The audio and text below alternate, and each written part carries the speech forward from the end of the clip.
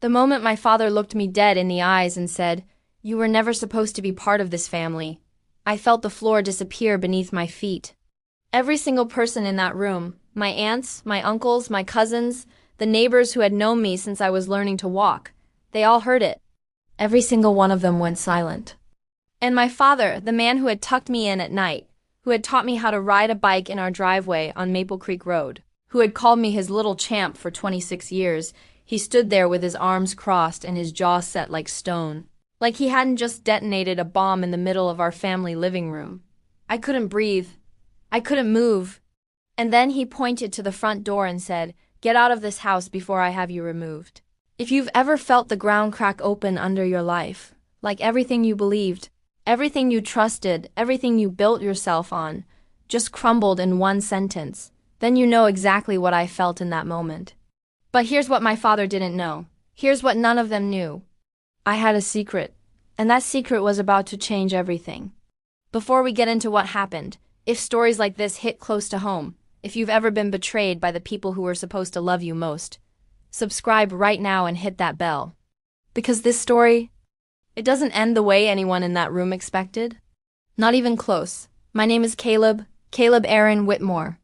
And I was raised to believe that family was everything.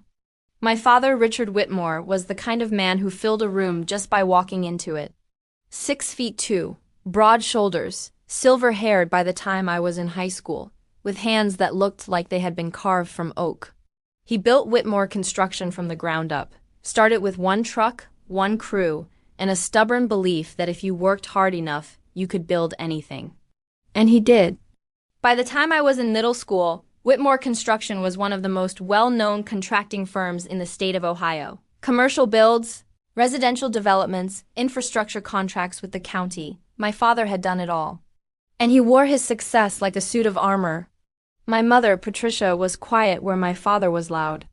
She was the kind of woman who made every room feel warmer just by being in it.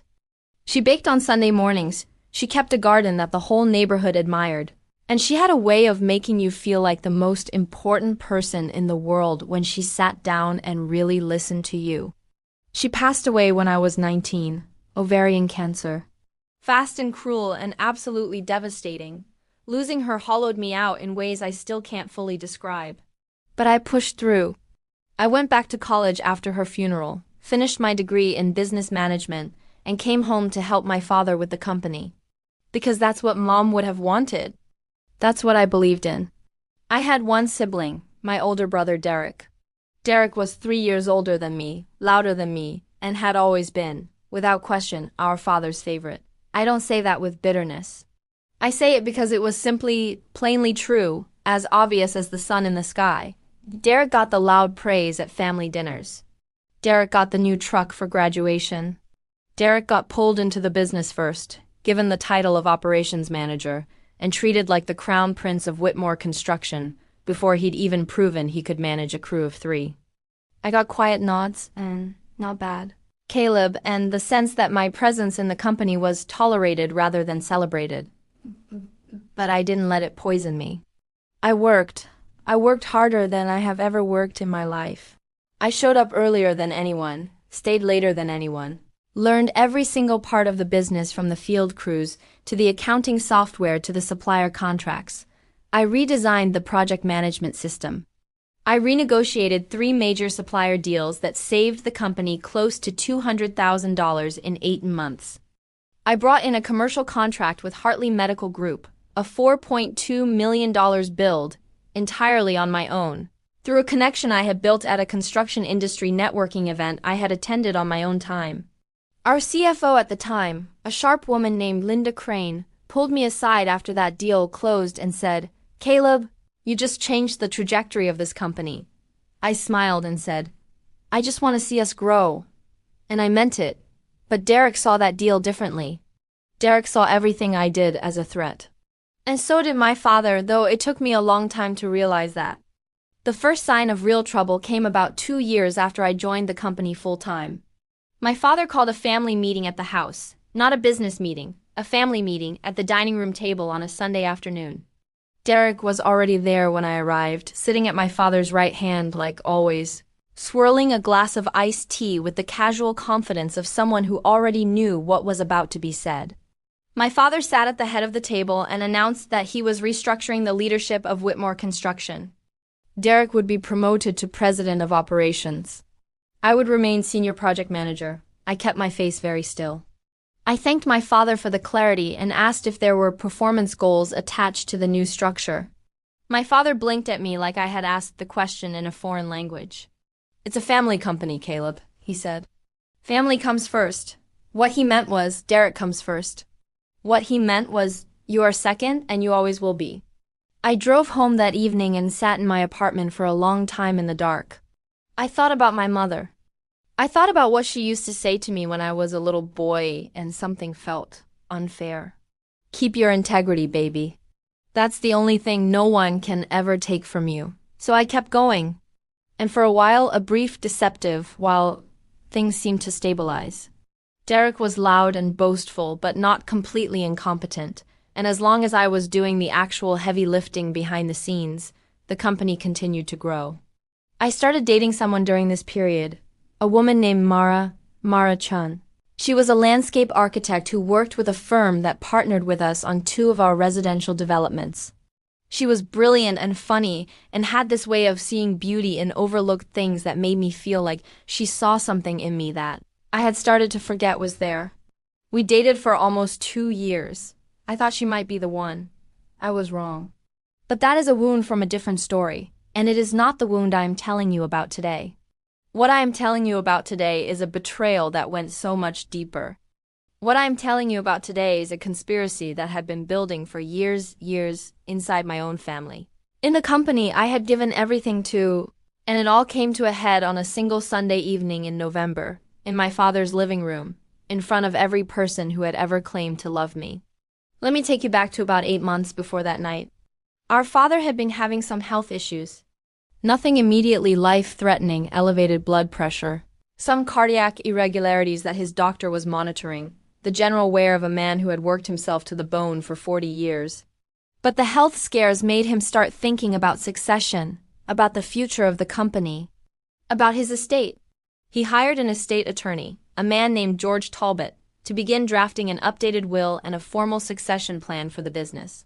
I found out about this the way I found out about most things in my family, accidentally, through second-hand information. Our administrative assistant at the office, a sweet woman named Donna, mentioned casually that my father had been taking long lunches with some legal guy and that Derek had been going with him. I filed that information away quietly.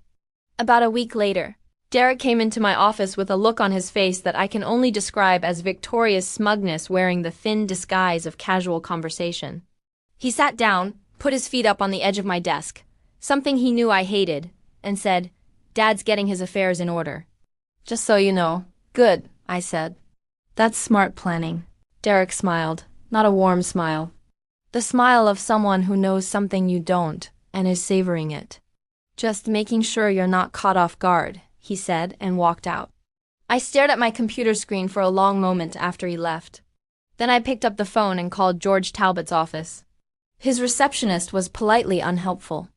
She couldn't share any information about a client's affairs, of course. I expected that. What I did next was something I had been quietly doing for much longer than anyone in my family realized. I need to explain something here. About 6 months before all of this began to accelerate, I had started to notice some financial irregularities in the company accounts. Small things at first. A supplier invoice that didn't match the purchase order. A subcontractor payment that seemed inflated compared to the contract terms. An equipment rental charge for a piece of machinery that I knew for a fact had been sitting idle on a job site, not in use during the billing period. I mentioned it to my father once, casually, and he brushed it off. "Derek handles operations," he said. "If there's an issue, bring it to him." I did not bring it to Derek, because I was beginning to suspect the irregularities were coming from Derek. Instead, I did something quiet, careful, and patient. I started keeping records, not in the company system. On my own laptop, backed up to a personal cloud account, meticulously documented every anomaly, every discrepancy, every questionable transaction, with the corresponding source documents, timestamps, and a running calculation of the total dollar amount that appeared to be going somewhere it shouldn't. By the time the estate planning situation began to crystallize, I had been collecting this information for over 5 months, and the total number one had documented was not small. It was $387,000. $387,000 in what appeared to be systematic financial manipulation, inflated invoices, overbilling on subcontractor payments, and at least 2 instances of what looked like straight theft routed through shell vendor accounts that Derek had quietly set up with minor variations on the names of real suppliers we used. I hadn't done anything with this information yet. I was waiting. I wasn't entirely sure what I was waiting for. But something in my gut told me to be patient, to let things develop, to not show my hand until I understood the full shape of what I was dealing with. Then came the conversation that changed everything. It was a Tuesday in October, about 6 weeks before the blow-up at my father's house. I had stayed late at the office, not unusual for me, and I was finishing up some project documentation when I heard voices in the hallway outside my office.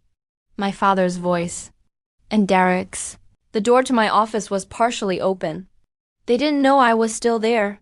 "He's never going to accept it quietly, Dad," Derek was saying. "You know how he is?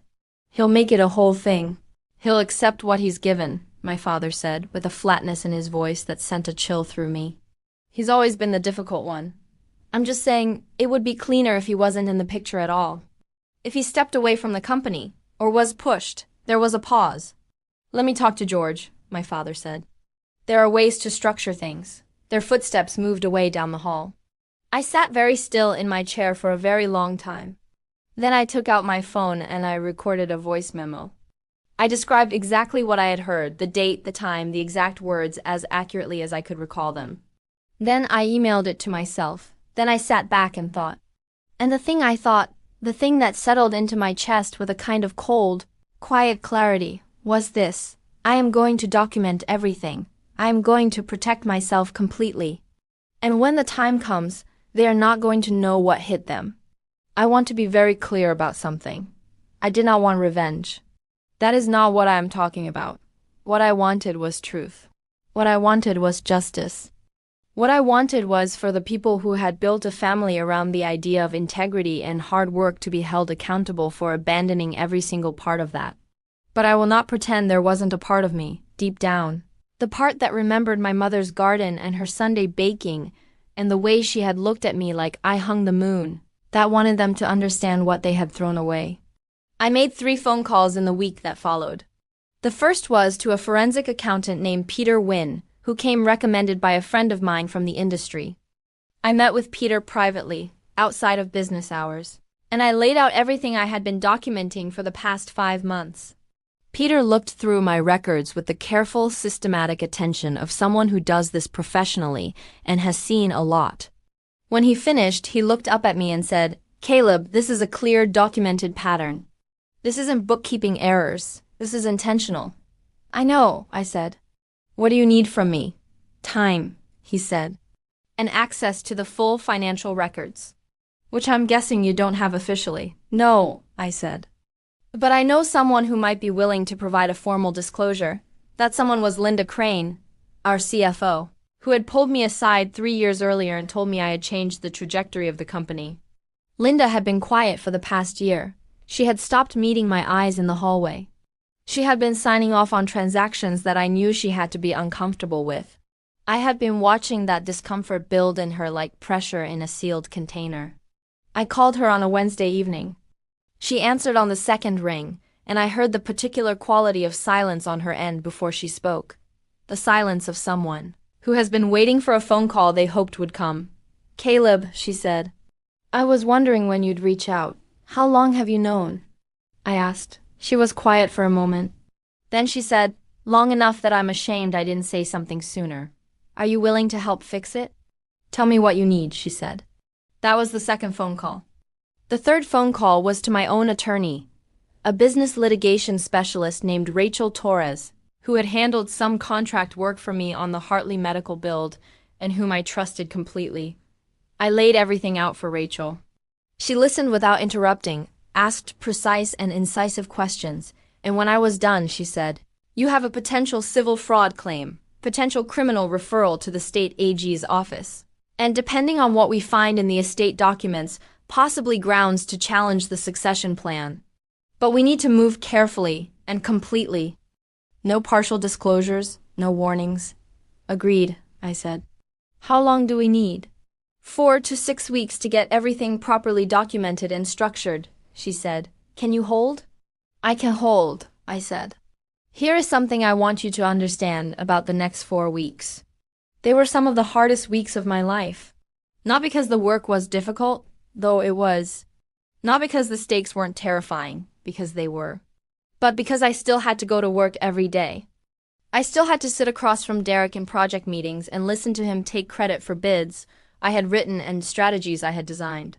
I still had to sit across from my father at a company lunch and watch him look at Derek with pride and look at me like I was furniture. I still had to smile and perform and pretend that I didn't know what I knew. There were moments driving to the office, sitting in a meeting eating lunch alone at my desk, when the grief would hit me out of nowhere. Not anger, grief, because grief is what you feel when you lose something you loved. And I was losing my family. Not in the way they were trying to take things from me. I was losing the idea of them. The story I had told myself about who they were. About what we were to each other. My father had looked at me in that hallway conversation and called me the difficult one. My brother had talked about having me pushed out like it was logistics. Like I was a variable to be managed, not a person, not his brother, not his father's son. I lost a lot of sleep in those 4 weeks. But I kept going. And Peter and Linda and Rachel kept working. What they found, once Linda provided full access to the financial records, was worse than I had documented on my own. The total figure came to just over $610,000. Over 4 years, Derek had been systematically siphoning money from Whitmore Construction through a combination of methods: the inflated invoices, the shell vendor accounts, and what appeared to be a direct embezzlement scheme rooted through a fake consulting firm that existed only on paper. The consulting firm was called DRW Strategic Solutions, DRW Derek Richard Whitmore. He hadn't even been subtle about the initials. Peter documented everything in a 47-page forensic audit report. Rachel reviewed it and filed a formal civil complaint. She also forwarded a copy to the state attorney general's office with a request for review. And then we waited. The family gathering was not my idea. I want to be clear about that. My father called it. He sent a group text, which, given that my father considers technology a mild personal offense, was itself a sign that someone had coached him, saying that he wanted the family together at the house on Sunday evening for an important announcement about the future of the family and the company. My cousins were invited. My Aunt Ruth and Uncle Dennis, who were my father's siblings and had always been fixtures at family events. The neighbors, the Pattersons, who had been close to my parents for 30 years. It was staged. It was absolutely staged to be a public announcement, with witnesses, so that whatever was being declared would feel official and final and difficult to contest. I knew what the announcement was going to be. Rachel and I had gotten a preview 2 days earlier through a source I am not going to name. Someone in George Talbot's office who had certain ethical concerns about what they had been asked to prepare. The will had been updated. Whitmore Construction was to be transferred entirely to Derek upon my father's death or voluntary retirement. My inheritance, my share of everything my family had built, everything I had poured years of my life into, had been reduced to a cash amount that, while not nothing, was a fraction of what the business was worth. The rest went to Derek. The company, the real estate holdings, the equipment, all of it. The message was unmistakable. Derek gets the kingdom. Caleb gets a consolation prize and a door. What my father did not know was that Rachel had spent the last 4 days preparing a counter-document. What my father did not know was that Peter's audit report was sitting in a sealed envelope in my jacket pocket when I walked through the front door of my childhood home that Sunday evening. What my father did not know was that Linda Crane was parked 2 blocks away, ready to come inside if I sent her a text. And what no one in that room knew, no one except me and Rachel and Peter and Linda, was that the state attorney general's office had quietly opened a preliminary investigation into the financial irregularities at Whitmore Construction 48 hours earlier. I walked into my father's living room at 6:30 in the evening. The room was full. Aunt Ruth and Uncle Dennis on the couch. My cousins Marcus and Tina sitting in the chairs by the window, the Pattersons standing near the fireplace. Derek standing at the far end of the room near the kitchen doorway, holding a beer, wearing the particular expression of a man who is looking forward to watching something happen to someone else. My father standing in the center of the room, silver-haired, broad-shouldered, the king of his domain, exuding the absolute certainty of a man who has never once considered the possibility that he might be wrong. He greeted me with a nod, not a hug. Not a "hi, son." A nod like I was an acquaintance he had invited out of obligation. I nodded back. I took a seat.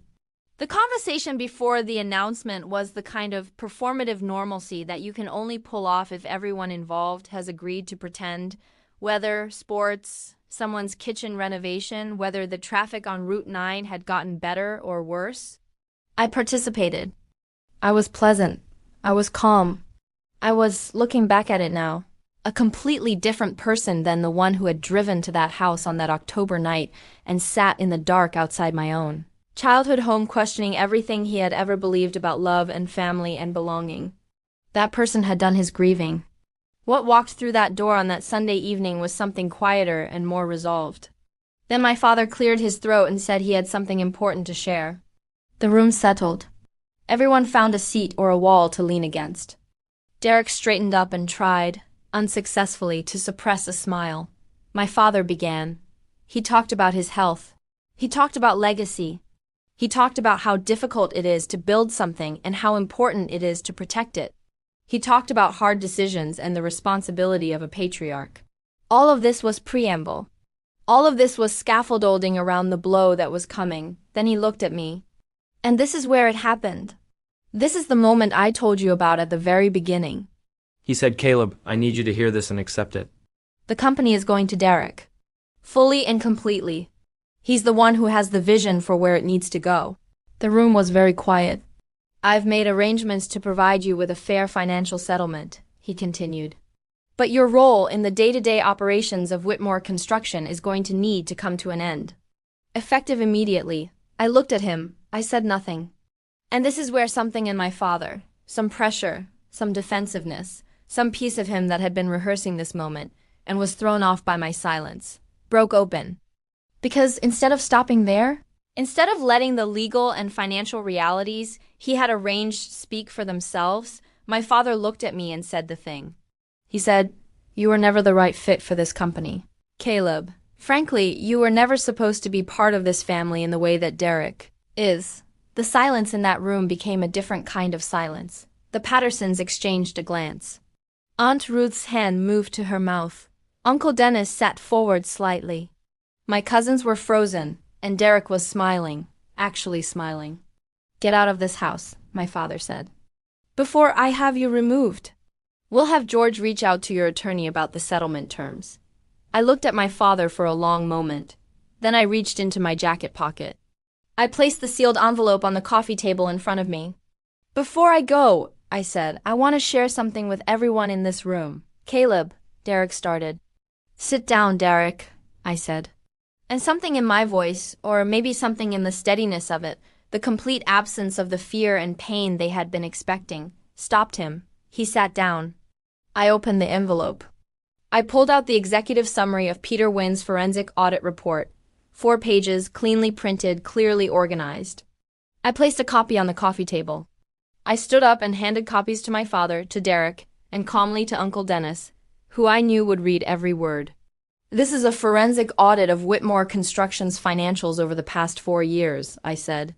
"Prepared by Peter Wynn, a certified forensic accountant with 20 years of experience. Over the 4-year period, approximately $610,000 was systematically diverted from the company's accounts through a series of fraudulent billing schemes and a fictitious consulting entity called DRW Strategic Solutions." The room had stopped breathing. "Drive," I said, looking directly at my brother. Derek Richard Whitmore. Derek's face had gone the color of old paper. "That's a lie," he said. His voice cracked on the word lie. "The full audit report is 47 pages, I said, still calm. "It includes transaction records, invoice comparisons, account documentation, and a complete financial trail." A copy has been provided to our company's CFO, who has already reviewed it and confirmed its accuracy. A copy has also been filed with the State Attorney General's office, which opened a preliminary inquiry 48 hours ago. My father had not moved. He was holding the executive summary pages in his hands and staring at them like he was trying to understand what language they were written in. "Dad," I said. And my voice shifted slightly on that word. Not harder. If anything, softer. Because I wasn't angry at him in this moment. I was something more complicated and more sad. I spent 4 years building this company alongside you. I brought in contracts. I saved money. I gave everything I had. And I documented everything I found because I genuinely hoped that it wouldn't come to this. That there was a version of this where you could see what was really happening and choose differently. My father looked up at me. And for the first time in longer than I could remember, possibly for the first time since I was a small boy, he looked uncertain, not angry, not authoritative, uncertain. "Caleb," he said. He didn't follow it with anything, just my name. Like he was testing whether I was still the person he thought he knew. "There's more," I said. I took out my phone and I played the voice memo. My own voice, describing the conversation I had overheard in the office hallway in October. And then clearly my father's voice. "Let me talk to George. There are ways to structure things." And Derek's voice. "It would be cleaner if he wasn't in the picture at all." The sound of Derek's voice saying those words out loud in that room. In front of Aunt Ruth. In front of Uncle Dennis. In front of the Pattersons who had known me since I was a child. Was a different kind of moment than the audit. The audit was legal. The audit was financial. But those words were something else. Those words were about who these people actually were when they thought no one was listening. Aunt Ruth stood up. She looked at my father. She said, "Richard, is that your voice?" My father said nothing. Derek said, "It's taken out of context." "Derek," Uncle Dennis said. Quietly, "Stop talking." The Pattersons were already murmuring to each other. My cousin Marcus was staring at his phone. I suspected he was looking up the definition of forensic audit. My cousin Tina was looking at me with an expression I hadn't seen from a family member in years. It was respect. I looked at my father. "I'm going to go now," I said. "Because that's what you asked.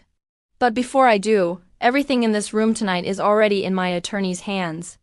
The audit, the voice memo, the estate documentation. Rachel Torres, business litigation. She'd be in touch with George Talbot tomorrow morning." I straightened my jacket. I picked up the original copies of the audit document. "I don't hate you," I said to my father, and I meant it. "I'm disappointed in a way that I'm going to be working through for a long time, but I don't hate you." Then I looked at Derek. And to Derek I said nothing. There was nothing worth saying. I walked to the front door. I opened it.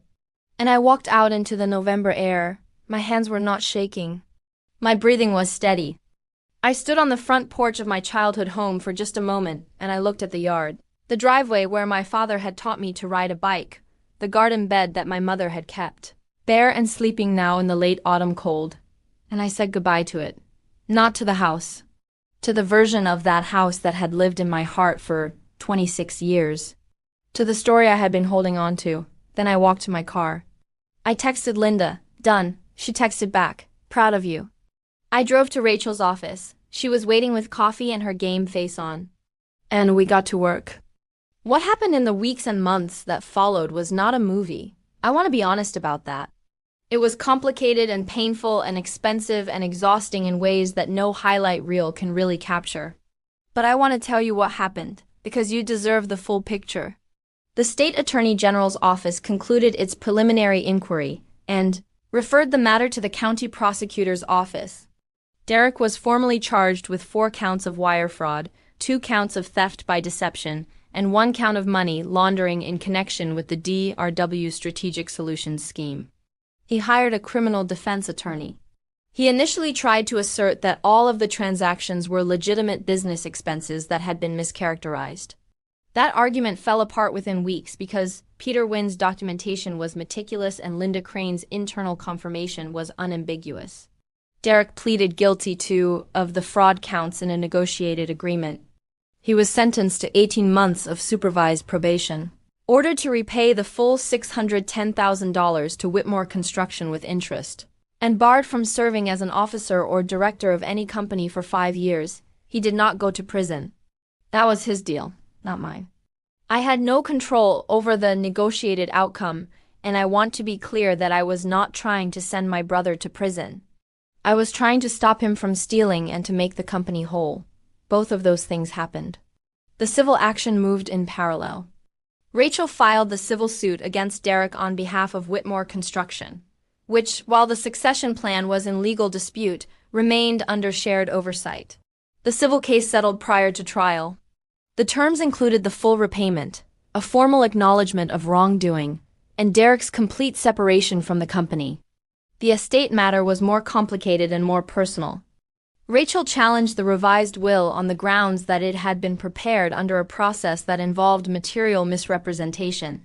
Specifically, that the person advising on the succession was the same person engaged in financial misconduct, and that the will's provisions therefore reflected a corrupted picture of each heir's actual contribution to the company.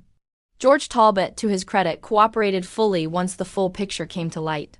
He later acknowledged privately to Rachel that he had felt uncomfortable with aspects of how he had been instructed and that he was relieved to have the situation resolved properly. The estate was restructured. I will not share the specific financial details because some of this is still personal. But I will tell you this, I received what was fair, not more than fair. Not a punitive rebalancing, fair, which was all I had ever wanted. My father and I did not reconcile quickly. I want to be honest about that too. He called me about 3 weeks after that Sunday evening. I let it go to voicemail. He left a message that was halting and formal and clearly the words of a man who was not accustomed to acknowledging that he had been wrong. He said he needed to talk. He said there were things he should have seen that he hadn't seen. He said he was sorry. That word, sorry, from my father's mouth in my father's voice, landing in my voicemail on a Tuesday afternoon while I was sitting in my car outside a coffee shop, hit me somewhere I wasn't prepared for. I cried, right there in the parking lot. I cried in a way I hadn't cried since my mother's funeral. Not because the word fixed anything, but because I had not known, until I heard it, how much I had needed it. I called him back that evening. We talked for a long time. It was not a Hollywood reconciliation. There were no dramatic declarations and no tearful embrace. It was two people, a father and a son, sitting with the real and complicated and painful truth of what had happened between them, and trying cautiously and honestly to find a way to still be family on the other side of it. My father told me things that night that I hadn't known. He told me that after my mother died, he had pulled away from me because I reminded him of her. Not because he loved me less. Because he loved me in a way that hurt after she was gone, because I had her eyes and her way of listening and her quiet stubbornness. And looking at me was like looking at a wound that wouldn't close. He had turned to Derek because Derek was easier. Because Derek was louder and more outward and didn't remind him of what he had lost. I don't say any of this to excuse what happened. Nothing excuses what happened. But I'm telling you because I think understanding why people do the things they do is different from accepting that what they did was okay. My father had been foolish and unfair and had allowed himself to be manipulated by a son who had been stealing from him for 4 years.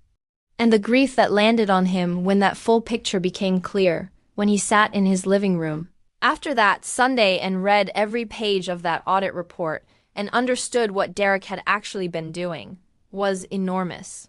I know it was enormous because he told me. He said, I thought I knew my sons. I was wrong about both of you. Wrong about him for the right reasons and wrong about you for all the wrong reasons. That sentence lived in my chest for a long time.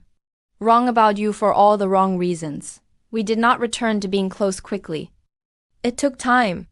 It took a lot of quiet Sunday phone calls and small, careful acts of rebuilding trust. But we got there. Or something like it. As for Whitmore Construction, I became interim CEO while the company stabilized following Derek's removal. There was a period of real difficulty. Several clients had heard rumors of the legal proceedings and needed to be personally reassured. Some of our crew members were rattled. We lost one significant contract in the immediate aftermath, but we held. I held, and after about 8 months of stabilization, the board, which at this point included my father in an advisory role, Linda Crane, and 2 independent members we had brought in as part of the restructuring voted unanimously to make my CEO position permanent. My father was in the room. He voted yes. He didn't make a speech. He just looked at me across the table and nodded. That nod was worth more than any speech he could have given. I wish I could tell you that everything became perfect after that. That the family healed fully, that Derek came around, that every wound closed clean. But I promised you honesty. Derek and I do not have a relationship. Not now. Maybe not ever. He reached out once, about a year after the case closed, with a message that was part apology and part justification, the kind of communication that is trying to perform remorse without actually feeling it. I did not respond. Not out of cruelty. But because I had learned, through everything that happened, to distinguish between things worth fighting for and things worth releasing. Derek was not something worth fighting for. Not anymore. My Aunt Ruth called me after that Sunday and cried on the phone for 20 minutes. She said, "I always knew you were the one carrying that company, baby. I always knew." My cousin Tina sends me a text on my birthday now and signs it the family member who actually shows up. She's not wrong. Linda Crane retired 80 months after the restructuring, on her own timeline, with a generous package and an exit she deserved. At her going-away dinner, she stood up and said, "I almost stayed quiet. I almost convinced myself it wasn't my problem. And I would have regretted that for the rest of my life." She looked at me when she said it. I raised my glass. Peter Wynn and I still have coffee occasionally. He calls me his most satisfying engagement in 20 years, and I have sent him 3 referrals. Rachel Torres remains my attorney and has become improbably one of my most trusted advisors. She says I have good instincts. I think what I actually have is my mother's voice in my ear reminding me to keep my integrity. Whitmore Construction is thriving. We brought in $28 million in revenue last fiscal year. We have expanded into 2 new markets and recently won a bid on a county infrastructure project that my father, when I called to tell him about it, said was the biggest thing we've ever done. He still says we. I have thought a lot about what I want to say at the end of this. Because there is a tendency in stories like this to make it very clean and very simple. The villain is punished. The hero triumphs. The family heals. Roll credits. But real life is not clean. Real healing is not simple. The truth is that I carry some of what happened with me every single day. Not as bitterness. I have worked hard to ensure it is not bitterness, but as a kind of knowledge. A weight of understanding about what people are capable of and what love can look like when it has been distorted by fear or grief or greed. What I know now that I didn't know then is this. The people who underestimate you are often doing you a strange kind of favor.